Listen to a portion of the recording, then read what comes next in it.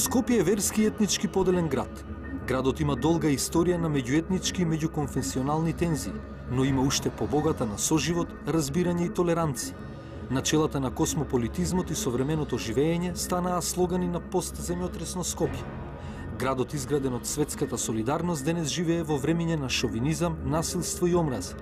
Статистиките покажуваат се помалку мешани бракови, а се повеќе етнички чисти училишта и етнички или верски мотивирани насилства. Национализмот и омразата од секогаш биле корисна алатка на моќниците во манипулирањето на луѓето. Распламтувањето на гневот, несигурноста и омразата кај едните во однос на другите ги мобилизира граѓаните и ги претвора во верски и етнички противници во име на партија, идентитет, храм, национална припадност. Дали е можно намерно да се иницираат инциденти и дали владеачките елити тајно договараат контролирани тензии и немири? Дали зад параванот на контролираниот конфликт поминува и процес на историско редефинирање на метрополата? Настаните како тепањето на Скопскиот плоштад и тврдината Кале во 2009 и 2010, како и преименувањето на улиците во 2011 со себе носат и една задолжителна нишка. Сите се реакции на јавни простори во однос на јавни политики, платени со јавни пари. Тоа се три од неколкуте точки каде двете партии, едната на македонците, другата на албанците, ги поставија темелите на контролираниот конфликт. Во играта представена за јавноста како помирување, а во која всушност се препознава инает и одмазда на партиите за активирање на национализмот и религиската припадност, е идејата да се направи црква на централниот плоштад во Скопје. Тоа е пример како на јавен простор со јавни пари државниците поткрануваат национализам и религиски фанатизам, без при тоа да ги прашаат граѓаните. Приказната започнува уште во 2008-та, кога во еден провладин весник се дознава за намерата на власта. Локацијата е државна, по општина Центар мораше бесплатно да ја оттуѓи, да ја пренамени парцелата и прости комуналиите. И сето тоа тајно, без никаква јавна анкета, презентација или дебата меѓу општата и стручната јавност. Предлогот беше на владата, а активностите ги презеде Министерството за култура, без при тоа да се внимава дека се форсира одредена конфесија во мултиетничко Скопје. Против узурпацијата на јавниот простор и најавата дека ќе се потрошат 15 милиони евра се спротиставија студентите по архитектура, организирани во прва архибригада. На 28 март 2009 требаше да одржат мирен протест. Неколку дена претходно во училниот архитектонски. Тамо ги правевме плакатите, не го силувајте Скопје, зборевме како ќе се вика прва архибригада, не едноид. Сите тие работи се случуваат тамо и немавме поим како што све треба да направиме пред организација на протести. Некаде последниот ден дознавме дека треба да го пријавиме. И викавме ба го пријавиме или не, па нема биде голем. Сва среќа го пријавивме. Кога свативме како изгледа тоа и на кој начин се прави оваа урбана интрузија во градот, агресија, имавме во себе порив и од општествена одговорност да го истакнеме нашиот став. И затоа мислам дека без разлика што тој инцидент беше на наша штета повеќе, беше неопходен. Но стручната реакција на студентите беше протолкувана како политичка и антирелигиска. Познатиот водител Јанко Илковски ги повика своите гледачи на контрапротест, против, како што ги нарече архитектите, збирштината геи и атеисти. Тоа беше премиерата на ТВ-шоуто во стотици серии наречено Контрапротести. Во годините што следеа, контрапротести се случуваа по секое прашање, но секогаш во корис на властите. На премиерата на 28 март 2009 поголема група представена како верници излезе со контрапротест во заштита на црквата. Апсолутно не беше голема бројката на луѓе, значи збориме за 50 на луѓе. Не збориме организирана голема група, за мене се 10-15 луѓе, тоа значи треба организација за 50 луѓе. Јас во моментот случајно се движам. Застанувам со мои пријатели, познаници, муавет и случајно се најдов во ситуацијата. Ми на крај памет дека тука ќе се соберат можеби некои 1000 луѓе во некој горе доле и дека тоа навидуме спонтано собирање, нели? Сеќам дека стоевме тука и дека дојде од преку мост помина онака, ние викавме што е ова, шпанска инквизиција, се смеевме. Просто се смеевме стварно. Ама после више не беше многу смешно затоа што растеше тензија нека прилично. Тензично беше, протестот траеше 2 минути. Студентите по архитектура ја препознаа и манипулацијата со просторот, нешто што им беше добро познато на старите скопјани кои се сеќаваат на постземјотресно Скопје. Старите фотографии потврдуваат дека црквата не е на локацијата на која власта сакаше да ја подигне новата, и со тоа се отвори дилемата дали црквата се возобновува или власта непотребно фаворизира една верска заедница. Пази го мава. Ние сме да се смени локацијата. Значи да се смени локацијата на црквата, бидејќи Скопје го пропастија. Се одбраниме верата и црквата. Пошто тука ново место постоела црква посветена на Свети Константин и Елена. Немирите на плоштадот предупредија дека верата го подели Скопје. Тука физички беа нападнати студенти и архитекти од страна на верници на Македонската православна црква. Токму информациите дека учесниците во контрапротестот се приврзаници на црквата и на владеачката партија ги потврдија сомнежите дека режисери на инцидентите се политичарите. Некој работи на тоа Македонија утре за утре да биде федерализирана и да биде поделена. Она што се случуваше на Калето, она што се случува со црквите и со џамиите, тоа е само нус производ на таа геостратешка игра која се одвива околу Република Македонија и всушност во регионот на Балканот и секаде во светот. Но дали се мислело на геостратешките политики кога албанскиот партнер во власта ја услови црквата на плоштад со актуализирање на идејата за подигање џамија во центарот на Скопје, на локацијата на која постоела старата Бурмали џамија. Со тоа започна политичката пресметка на власта преку религијата. Верските објекти не ги делат граѓаните, се дури не се прават за каршилак. Во конкретниот случај Бурмали џамија не беше каршилак на политичката црква, туку беше нишан на Скопје кој ние стремиме да се возобнови на тоа исто место. Наиме, од историјата се знае дека Бурмали џамија е првиот урбан објект на таа страна на Вардар. Под превезот да ги смири верските тензии, премиерот на Македонија Никола Груевски во јуни, 3 месеци по инцидентите, пресече и црква и џамија на плоштадот. Такво ветување слушнаа и верските лидери. Лично јас го прашав премиерот дали вие сте расположени, имате расположение, имате политичка воля на вистина објектот да го разобновиме. И чисто буквално тој рече дека не е против изградбата на џамијата. Државата реши да гради 2 верски објекта на плоштадот. За црквата дури објави конкурс на кој се пријави градежното предпријатие Гранит со понуда од 16,5 милиони евра, кои требаше да бидат исплатени од државниот буџет. За инцидентите пак кои ги нарушија верските односи покрена 2 судски процеси. Во едниот беа ослободени од одговорност организаторите на студентските протести, затоа што имале редарска служба. Во другиот процес се гонеа 16 учесници во насилството, но од двете конфронтирани страни со едно обвинение. Статусот на лицата кои што беа тепачи и тепани, би рекол, беа изедначени со барањето за поведување на прекршачна постапка. Тие беа третирани исто како да се припадници на една иста група. Излеговме некако поразени, навредени, степани.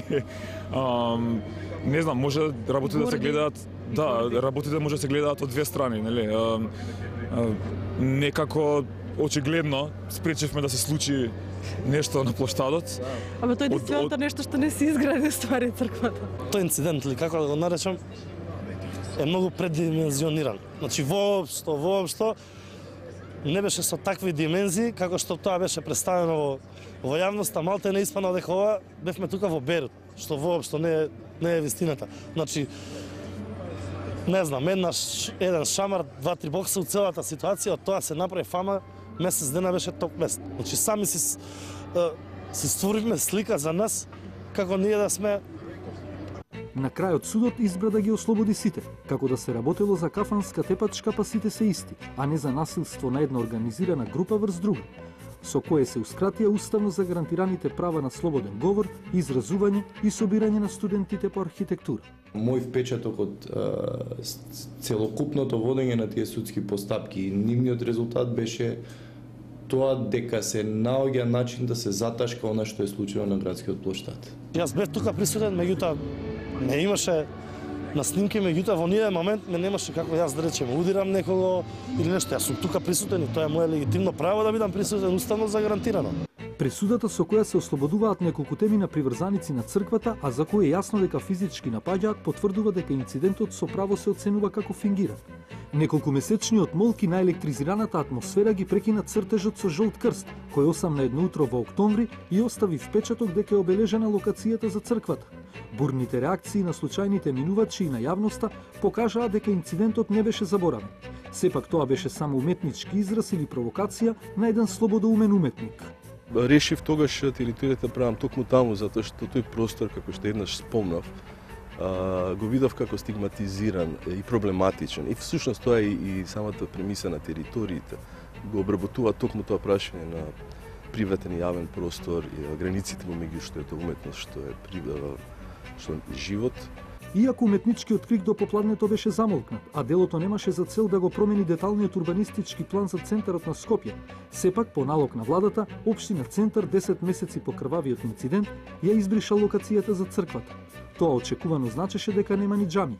Тендерот за црквата пропадна, а на локацијата на плоштадот се стави маркичка за административна зграда, која подоцна беше откриено дека е за Народната банка на Македонија, која пак неколку месеци подоцна ја одби локацијата како несоодветна за градење. Црквата Светите Константин и Елена се дислоцираше на парцела до спомен куќата на мајка Тереза, на пешачката улица во центарот на Скопје, уште подалеку од својата првобитна локација. 8 месеци претходно верници во име на црквата упаднаа и ја прекинаа трибината во центарот точка, организирана со цел да се отвори дебата за јавниот простор и да се обезбеди учество на граѓаните во носењето одлуки. Како што знае и може да потпали, така политиката може да смири, како на пример за плоштадот, но некогаш предоцна. Со поставување и со неколку споменици на албански дејци, со непоставувањето на црквата Свети Константин и Елена врз темелите на куќата на раѓање на мајка Тереза во центарот на Скопје и со ред други елементи, со што сметам дека почна се рефлектира и од страна на македонската политика дека Скопје е мултиетничко и Скопје е мултирелигиозно, како што е и општеството во Република Македонија. Зошто политиката не превенира и дали тоа ја отвора дилемата дека градот понекогаш може и мирно да се подели, особено кога нема јавни и гласни реакции. Отсуството на смирувачка реторика и подхранување на национализмот продолжи и наредните години, со обидот за изградба на црква на тврдината Кале. Уште незалечени раните од плоштадот, под изговор дека се спроведуваат археолошки ископувања, Калето се затвори за посетители уште во 2006. Но директорот на Управата за културно наследство од редовите на партијата ВМРО-ДПМН, освен што истражувал, ноќно време градел црква. Кога конструкцијата стана видлива од надворешната страна на зидините, Дуј, партнерот на ВМРО-ДПМН, испровоцирана од тајноста, по истиот пример почна да ја руши црквата. Акцијата ја предводеа министри и градоначалници од албанскиот партнер во власт.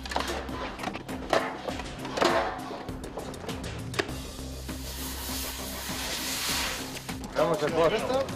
Решиме да ги продолжуваме. Дадовме шанса да се реши ова града. Тие се требало на време да ги затерате. Сега ние работиме за тоа. Овие политички противења на владините партнери и демонстрација на сила на терен низ верска и етничка основа ги вознемирија страстите. Поделените политичари во власта ги поделија Скопјани. Одново граѓани физички се судрија за изградба на црква. Овој пат група представена како навивачи, составена од македонци, и група албанци предводена од невладината организација Разбуди се, помогнати од представници на партијата Дуј, со што целиот инцидент имаше и етничка димензија. Артан Груби беше еден од учесниците кој најуспешно политички напредува.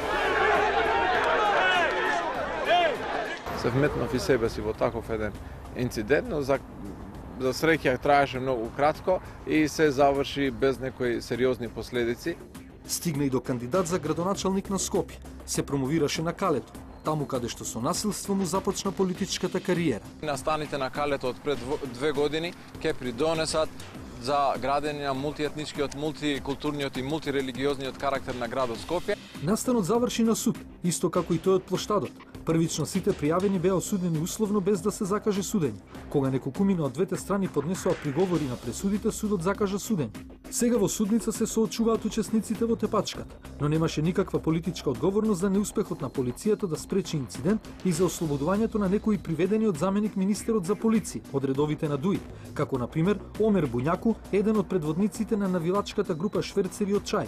Нема никаков процес за ноќните рушења, со што државата го призна погрешниот потек за црквата на тврдината. На премиерот Груевски не му се зборуваше за поделеноста во власта и за одговорноста. Зошто нема политичка одговорност за Калето? Од една страна надлежните институции за изградба на објектот, од друга страна учеството на заменик министерот, например. Институциите си ги презема сите потребни чекови. Дали има друго? Одлучиле да даме шанса на разумот, па затоа рековме, да ги стопираме, односно да ги запреме привремено работите, за да се разјаснат тие нејасноти. Исто како и за плоштадот, ИВЗ со поддршка на ДУИ повика да се гради и хаки пашината џамија на Калето.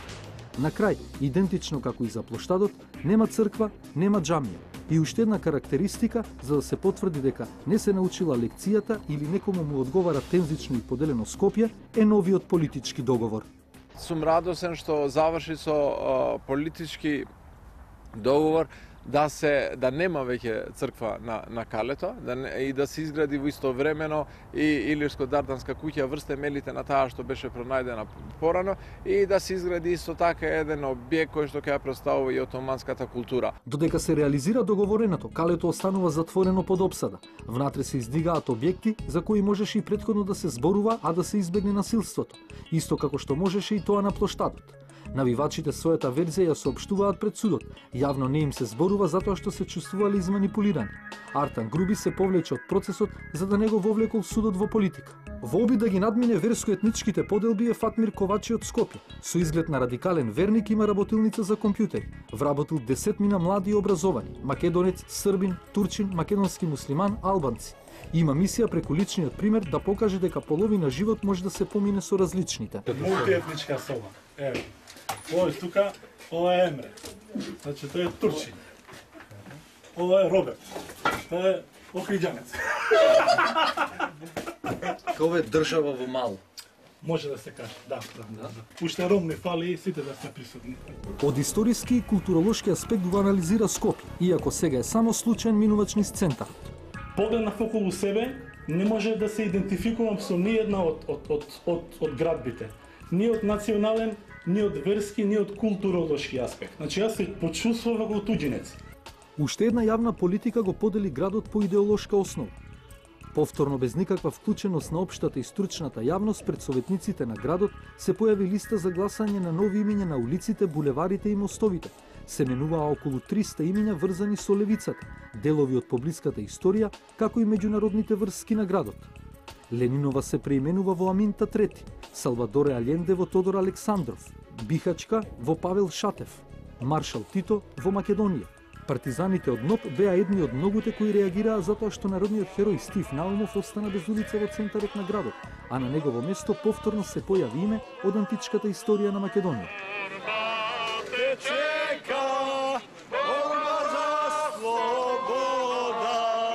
Да се обезбеди Република Македонија да живее! Да живеат и хероите што ја создадоја. Благодарам. За опозицијата промената на имињата значи ревидирање на македонската историја. Новите улици толку ги скараа советниците во градскиот совет, што и таму за малку ќе имаше физичка пресмет.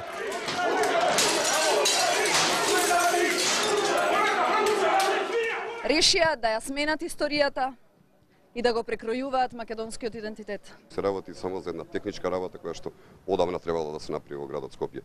Место во новите имиња немаше за бранителите од 2001-та. Бранителите има доста обележја кои што се веќе изградени во сите градови, и во Скопје, и во Битола, и во Прилеп, и на други места и слично. И сметавме дека во овој момент тоа е доволно.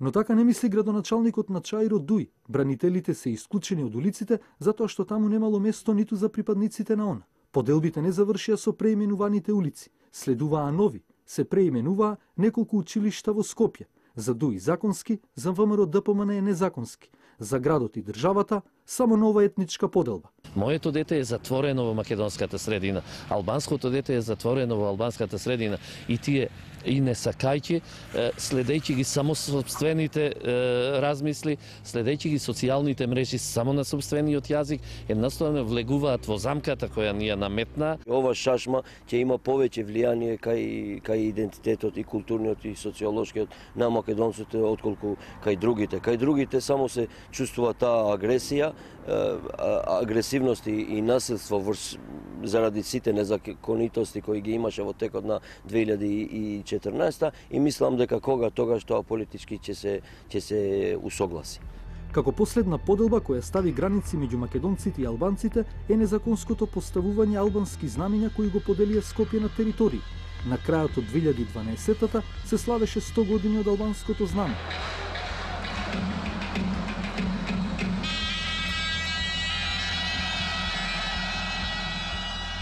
И по ваквите настани, чиј креатор е политиката, на власта како да ја остана само да се рекламира, троши на спотови преку кои признава дека односите се нарушени, па повикува на смирување на религиските и етничките тензии. Со тоа се спротиставува на национализмот и религискиот фанатизам, кои потврдуваат дека Вардар навистина го дели Скопје на два дела.